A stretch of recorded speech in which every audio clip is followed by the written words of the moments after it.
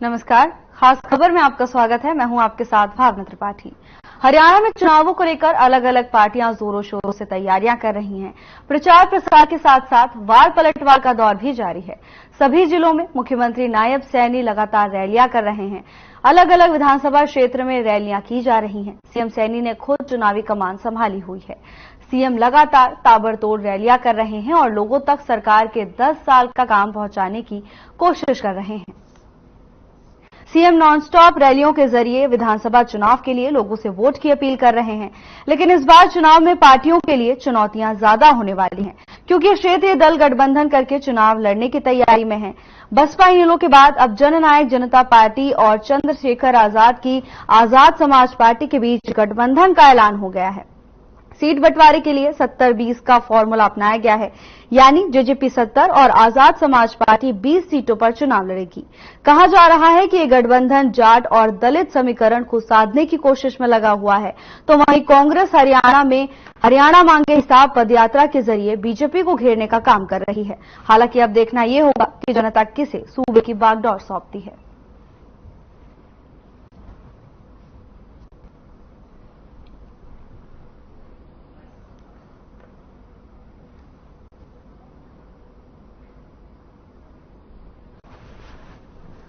हरियाणा में चुनाव को लेकर अलग अलग पार्टियां जोरों शोरों से तैयारियों में जुटी हुई हैं। मुख्यमंत्री नायब सैनी ने खुद चुनावी कमान संभाली हुई है। मारा हरियाणा, नॉनस्टॉप हरियाणा के जरिए मुख्यमंत्री लगातार जनता के बीच पहुंच रहे हैं और अपने कार्यकाल का हिसाब दे रहे हैं। तो वहीं दूसरी तरफ कांग्रेस भी लगातार हमलावर नजर आ रही है। कांग्रेस हरियाणा मांगे हिसाब पदयात्रा के जरिए बीजेपी से 10 साल के कार्यकाल का हिसाब मांग रही है और लगातार बीजेपी को घेरने का काम कर रही है। तो वहीं इस बार चुनावी मैदान में क्षेत्रीय पार्टियां भी उतरी हैं।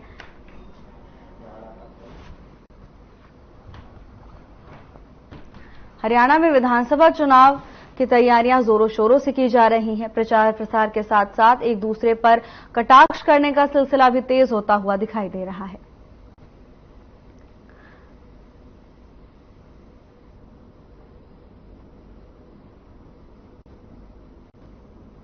विधानसभा चुनाव की तारीखों का ऐलान होने के बाद से ही सियासी हलचल तेज होती हुई दिखाई दे रही है। प्रचार प्रसार का सिलसिला लगातार जारी है। सभी दल जनता के बीच उतरकर अपने आप को जनता का सबसे बड़ा हितैषी साबित करने में जुटे हुए हैं।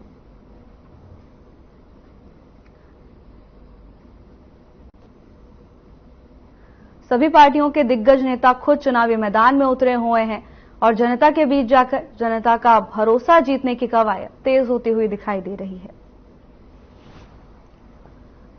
लोकसभा चुनाव के नतीजों के बाद मुकाबला कांग्रेस और बीजेपी के बीच माना जा रहा था, लेकिन अब क्षेत्रीय दल गठबंधन करके चुनाव लड़ने की तैयारी में है, जो चुनाव पर प्रभाव डाल सकता है। बसपा इनेलो के गठबंधन के बाद अब जननायक जनता पार्टी और आजाद समाज पार्टी के बीच गठबंधन का ऐलान हो गया है। विधानसभा चुनाव को लेकर सूबे में सियासी हलचल तेज होती हुई दिखाई दे रही है। सभी पार्टियां पूरे दमखम से चुनावी तैयारियों में जुटी हुई हैं। रणनीति बनाने के साथ साथ प्रचार प्रसार का दौर भी जारी है। चुनाव के मद्देनजर सभी पार्टियां कोई भी चूक नहीं करना चाहती। हर एक फैसला कई दौर के मंथन के बाद लिया जा रहा है। तो हरियाणा में विधानसभा चुनाव का रण सज चुका है, जिसको लेकर सभी दल पूरी तरह से एक्टिव नजर आ रहे हैं। सीएम सैनी एक के बाद एक ताबड़तोड़ रैलियां कर रहे हैं और जनता के बीच अपने कार्यकाल का हिसाब रख रहे हैं। तो वहीं कांग्रेस सत्तारूढ़ बीजेपी पर हमलावर है और हरियाणा मांगे हिसाब पदयात्रा के जरिए बीजेपी के 10 साल के कार्यकाल का हिसाब मांगा जा रहा है। बीजेपी और कांग्रेस के अलावा क्षेत्रीय दलों के गठबंधन के ऐलान के बाद भी सियासी प्रतिक्रियाओं की बाढ़ आती हुई दिखाई दी है।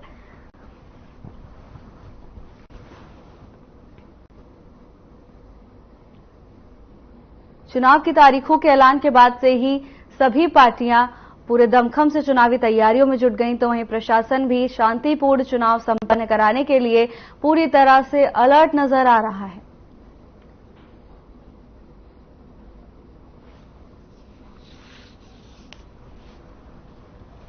चुनाव से पहले आरोप प्रत्यारोप का दौर जारी है।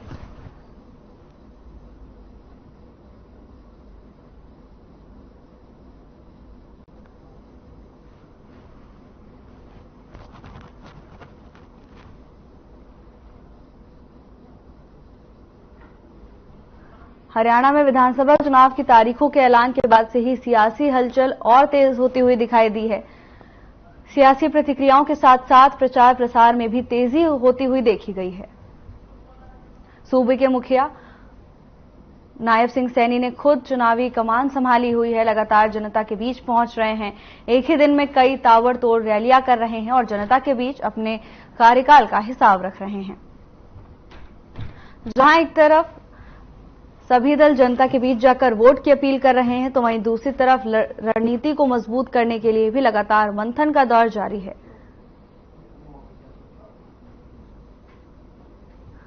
चुनाव को लेकर स्ट्रेटेजी बनाने के साथ साथ कार्यकर्ताओं में जोश भरने का काम भी किया जा रहा है।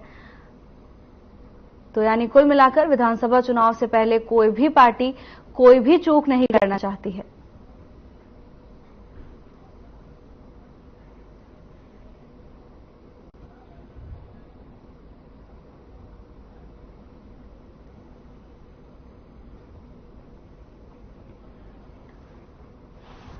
चुनाव को लेकर सियासी हलचल तेज होती हुई दिखाई दे रही है। प्रचार प्रसार के दौर के साथ साथ सियासी वार पलटवार का दौर भी जारी है। लोकसभा चुनाव के नतीजों के बाद माना जा रहा था कि विधानसभा चुनाव में टक्कर कांग्रेस और बीजेपी के बीच होगी, लेकिन क्षेत्रीय दल गठबंधन करके चुनाव लड़ने की तैयारी में हैं।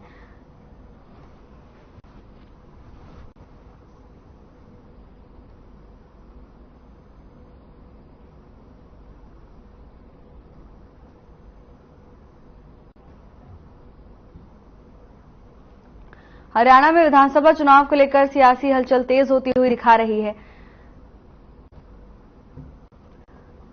वार पलटवार का दौर भी जारी है, तो वहीं सभी दल पूरे दमखम से जनता के बीच उतरकर चुनावी प्रचार प्रसार कर रहे हैं। रैलियों के जरिए और जनसंवाद कार्यक्रम के जरिए सभी दल जनता के बीच जाकर अपनी बात रखने का प्रयास कर रहे हैं।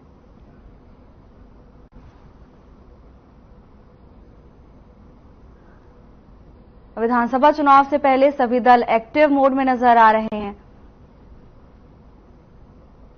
लगातार मंथन का दौर जारी है।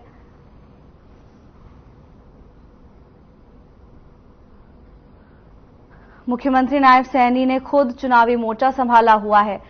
जनता के बीच जाकर बीजेपी के कार्यकाल का हिसाब दे रहे हैं, तो वहीं कांग्रेस लगातार बीजेपी को कई मुद्दों पर घेरने का काम करती हुई दिखाई दे रही है।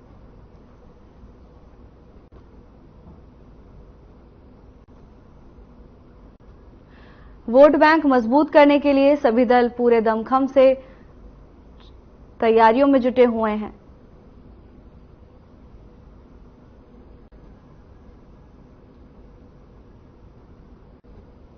तो वहीं क्षेत्रीय दल भी गठबंधन करके चुनाव लड़ने का ऐलान कर चुके हैं।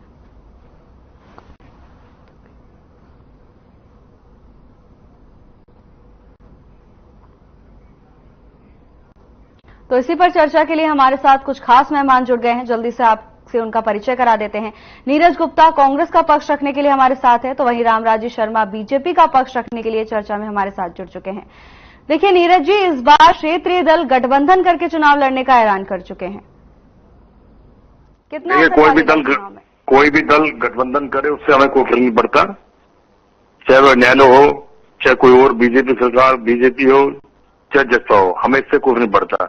देखिए कल हमारी स्क्रीनिंग कमेटी बैठक हो चुकी और आज भी वो बैठक होगी, 2-3 दिन लगातार बैठक चलेगी।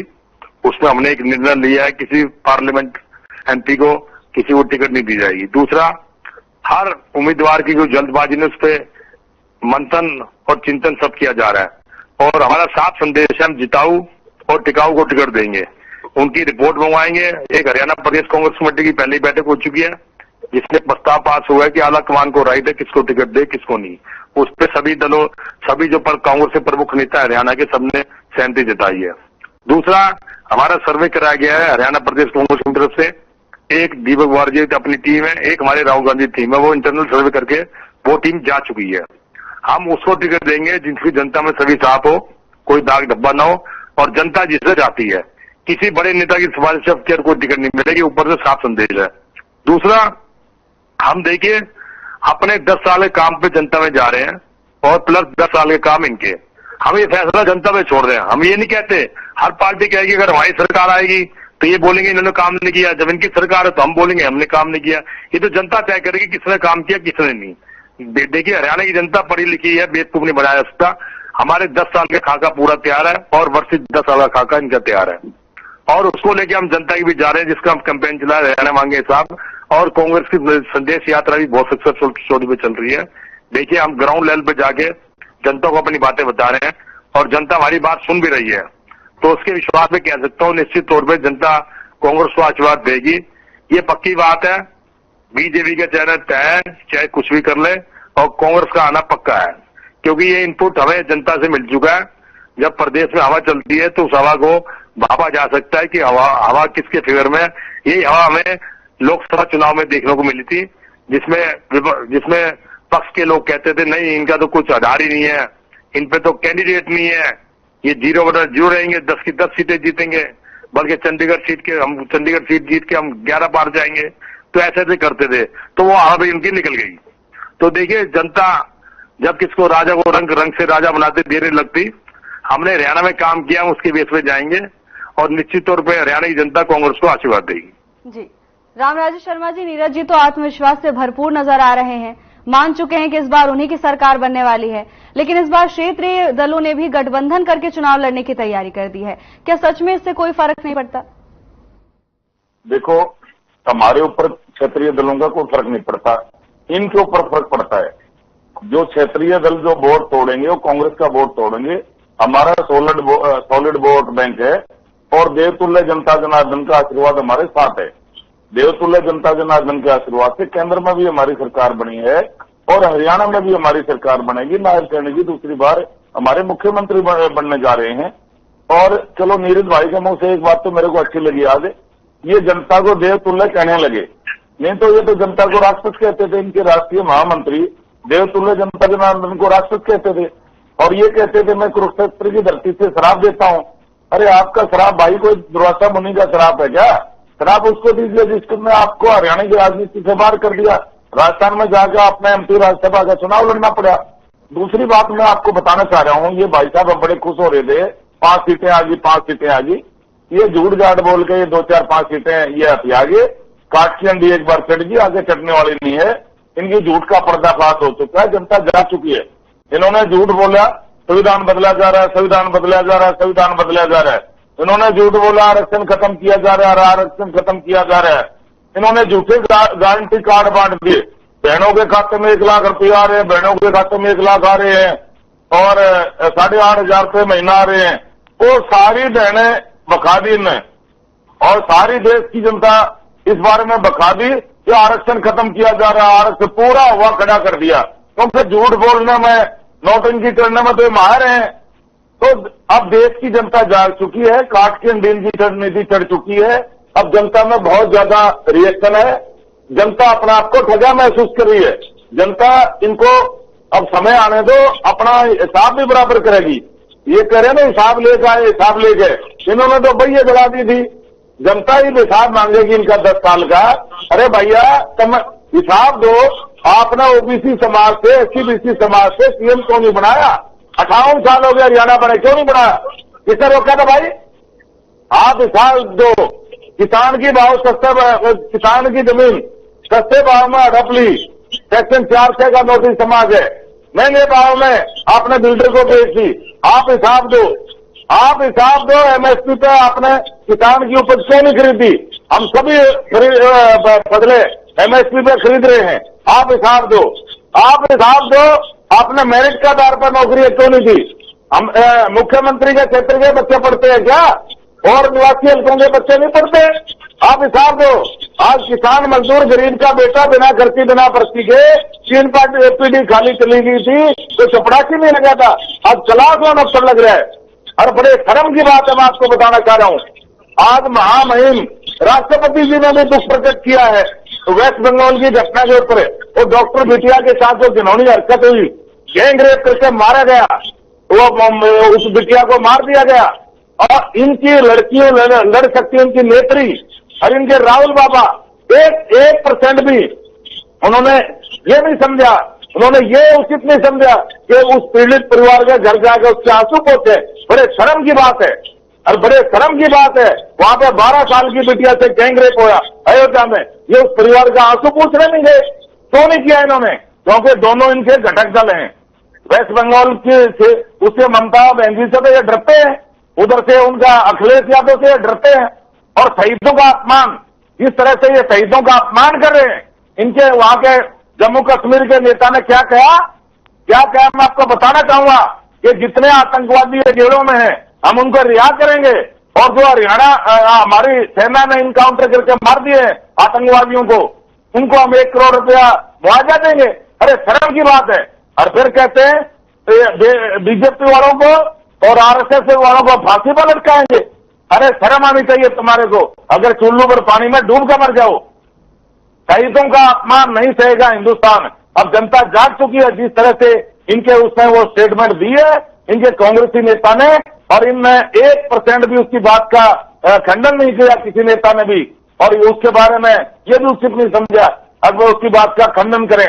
मैं नीरज भाई से पूछना चाह रहा हूं, क्या वो और राशिद अली है जो जम्मू कश्मीर में बात कही है उसने और शहीदों का अपमान कर रहा है, क्या वैसे तो इनका फितरत रही है कांग्रेस की, शहीदों का अपमान ही करती रही है, एससीबीसी के ये विरोधी है, क्या उसकी बात का ये विरोध करते हैं, समर्थन करते हैं?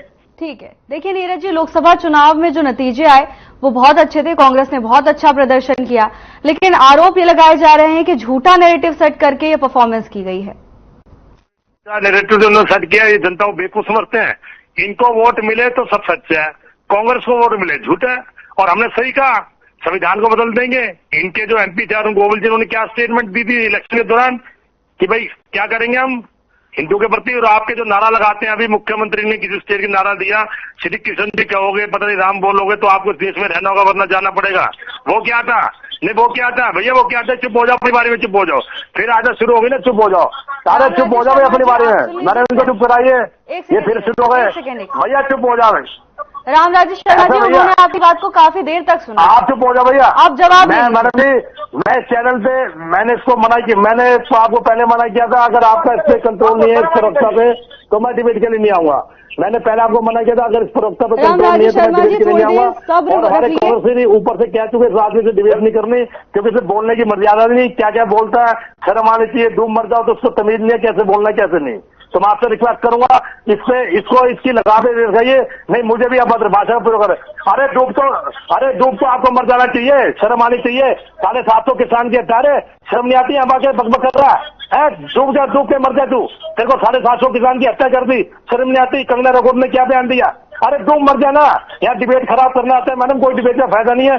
सुबह इस आदमी को इस व्यक्ति को समझाइए, आप इसको चुप कराइए, इसको बंद कराइए। जी रामराज शर्मा जी, आप थोड़ी देर चुप हो जाइए। आपको काफी ज्यादा टाइम दिया गया बोलने के लिए, अब आप सुनने को तैयार नहीं है। सुनने की फेमस है, बदतमीज नाम के नाम से, प्रवक्ता के नाम से फेमस हो गया ये, इसलिए चुप कराइए। अरे बदतमीज है तू, आपको तमीज नहीं है, आपको तमीज नहीं है बिल्कुल भी, आपको तमीज नहीं है। तमीज सीख के आइए, मैंने बीजेपी के वहां आप जाइए, तमीज सीख के आइए, कैसे डिबेट करनी है। ये रोटी कहानी है, ये रोटी कहानी है, ये रोटी कहानी है भैया, रोटी कहानी है, ये पहली बार कहानी नहीं, रोटी कहानी है। इतने में तो किसी जानवर को सिखाओ ना, वो भी सीख जाता है। आप तो इंसान हो, आपको वो सिखाते हैं, बीच में बोलो, फिर भी आपकी बुद्धि में समझ नहीं आती। शर्म आनी चाहिए आपके ऊपर। मैं आपके बारे में बोला एक बारी, नहीं मैं आपके बारे में बोला, बात करो, वही झूठ है सच है, जनता तय करेगी। आप दोनों ही थोड़ी देर के लिए शांत हो जाइए, सुनिए मेरी बात। आप यहाँ जनता के लिए बैठे हुए हैं, जो आप लोग एक दूसरे को बोल रहे हैं उससे कोई भी मैसेज नहीं जा रहा है। रामराज शर्मा जी, आपने सवाल तो कई पूछे हैं, जवाब नहीं चाहिए आपको? बताओ, ठीक है, बोलो भाई, बोलो, जवाब दो। जी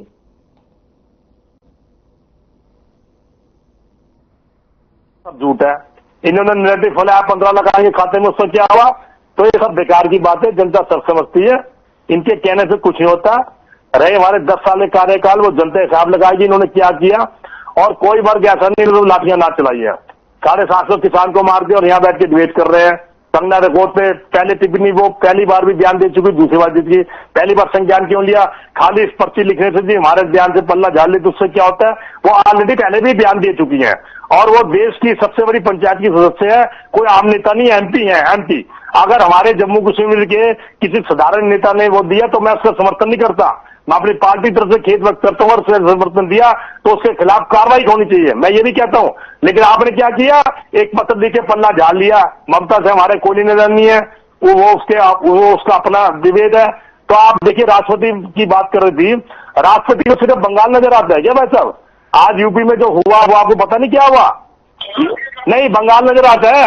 और बीजेपी शासित, अरे यार भैया फिर चुप हो जा, भैया फिर चुप हो जा, भैया चुप हो जा, अपने बारे में बोल लियो, चुप हो जा। बीजेपी शासित जो राज्य हैं जो उनमें क्राइम नजर आता है, उन पे तो आज तक राष्ट्रपति कभी नहीं बोली, निकाली उनका स्टेटमेंट। उससे पहले हुआ लखीमपुर कांड हुआ, दुनिया भर कांड हुआ, उन्नाव में हो, तो उसके बारे में कुछ बोले क्या? कहीं नहीं, क्योंकि वो राष्ट्रपति, उनको मर्यादा में रहना चाहिए, उनको बोलना नहीं चाहिए। वो राष्ट्रपति देश की है, ना कि बीजेपी की है। वो राष्ट्रपति देश की है, बीजेपी की नहीं है। चैलेंज क्या कर रहे हैं भैया? उनको मैंने क्या चैलेंज किया? चाहेंगे, ठीक है, मैंने क्या चैलेंज किया? बहुत बहुत धन्यवाद, ठीक है, आप दोनों का बहुत बहुत शुक्रिया, आपने अपना कीमती समय निकाला। ठीक है, तो विधानसभा चुनाव को लेकर सियासी हलचल तेज होती हुई दिखाई दे रही है। लोकसभा चुनाव के बाद माना जा रहा था कि टक्कर बीजेपी और कांग्रेस के बीच है, लेकिन इस बार क्षेत्रीय दल भी गठबंधन करके चुनाव लड़ने का ऐलान कर चुके हैं। हालांकि चुनावी नतीजों के दिन पता चलेगा कि जनता का भरोसा किस पर है। फिलहाल के लिए बस इतना ही, जल्द हाजिर होंगे नई अपडेट्स के साथ। नमस्कार।